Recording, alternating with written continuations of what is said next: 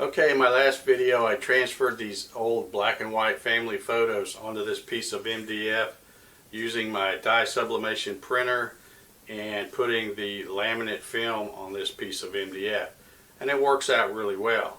But I'm wondering how well it works if you try to use dye sublimation just on plain wood without using the laminate film. So today I'm going to run a test and find out. I've got two identical pieces here of 1/2 inch birch plywood. These are 8 inches by 12 inches, and I'm going to put this picture right here on both of these. One, I'll use the same method I used the other day, putting the laminate film on there and using the dye sublimation printer. And on this one, I'll just use the dye sublimation printer and try to put it in the heat press and see what shows up, and then we'll have a good comparison. So let's get to it. First, we'll start off by putting the piece with the laminate film in the heat press for 350 degrees and 90 seconds.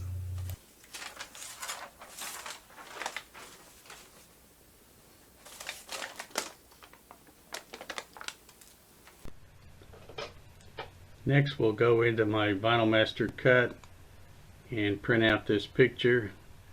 I'm making it a little bit big. It's going on this 14 by 8.5 paper, but I want it to go oversized so that it does cover all of it.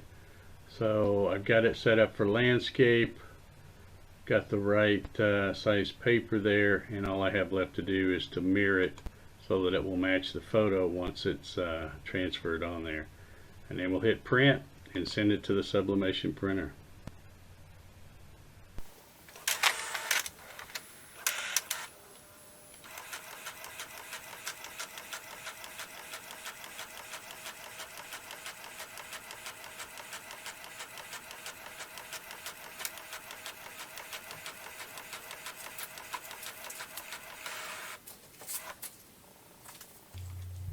Now I'll take the sheet and lay the blank over it and make sure that I get complete coverage on the piece of plywood, and then carefully lift it up and set it back on the heat press. Another brown sheet on top, and we're ready to press for 350 degrees for 90 seconds. Once that piece is done, I'll set it over on the table and let it cool, and I'll get the plain piece of plywood ready with another printed piece of paper and get it ready to run through the heat press.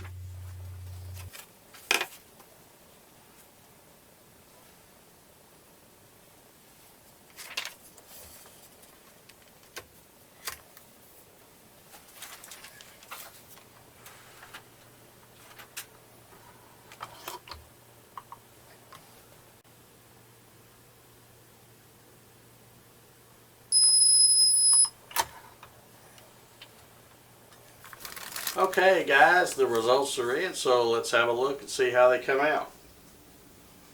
This is the first one that I did using the laminate film, just like I usually do. And as you can see, you get some pretty bright colors.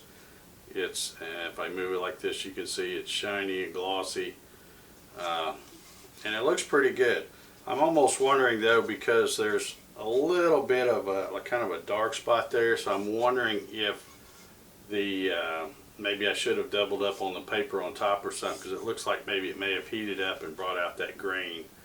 I'm not quite sure.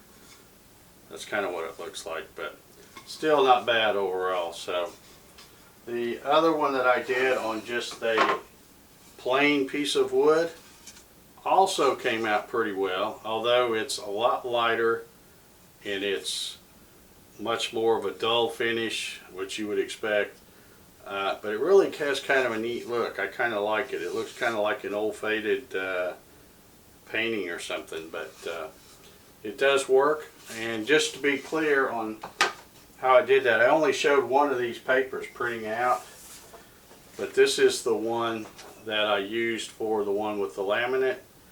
And then this is the one that I used with the plain one. And you can see that when you look at the barn on the plain one looks like it's still a brighter red. So maybe I could have left that one in there a little longer to transfer more of the ink. I don't know, that's going to give me something to play around with and see.